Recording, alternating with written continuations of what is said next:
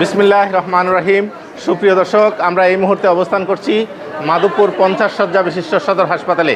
আপনারা জানেন যে মাধবপুর 50 শয্যা বিশিষ্ট সদর হাসপাতালে 50টি সিট থাকলেও বাস্তবে মাত্র 48টি সিট আছে। এই 48টি সিট মহিলা এবং পুরুষ মিলিয়ে কিছুতেই কোলাচ্ছে না। আপনারা জানেন যে এখানে অসংখ্য রোগী সিট পাচ্ছেন না, অসংখ্য জরুরি ইমার্জেন্সির রোগী সিট পাচ্ছে না। আপনারা দেখেন মেঝেতে, এই যে একজন মহিলা মেঝেতে শুয়ে আছে, আরও অসংখ্য রোগী মেঝেতে শুয়ে আছে, তারা সিট পায় নাই। তো আপনারা জানেন যে 3টি উপজেলা থেকে, লাখাই, বেশ কয়েকটি উপজেলা থেকে এখানে মাধবপুরে চিকিৎসা নিতে আসে।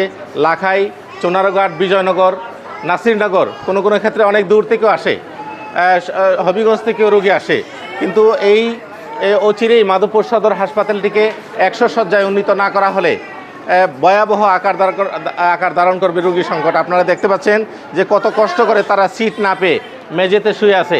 আপনারা দেখেন তারা কত কষ্ট করছে। এই যে চিত্রটা আমি দেখাই, এবং জরাজীর্ণ অবস্থা তো রয়েছে, হাসপাতালের জরাজীর্ণ অবস্থা রয়েছে, নেই কোনো সুন্দর স্বাস্থ্যসেবা।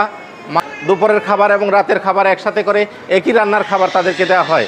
সুতরাং তাদের ভালো সরকারি এই মাধবপুর উপজেলার সরকারি এই চিকিৎসা কেন্দ্রটিকে দ্রুত 100 শয্যায় উন্নীত করা হোক, নতুবা রোগীর যে চাপ, এই চাপ সামলানো অনেকটাই কঠিন হয়ে পড়বে। আমি আজিজুর রহমান জয়, মাধবপুর 50 শয্যা বিশিষ্ট সদর হাসপাতাল।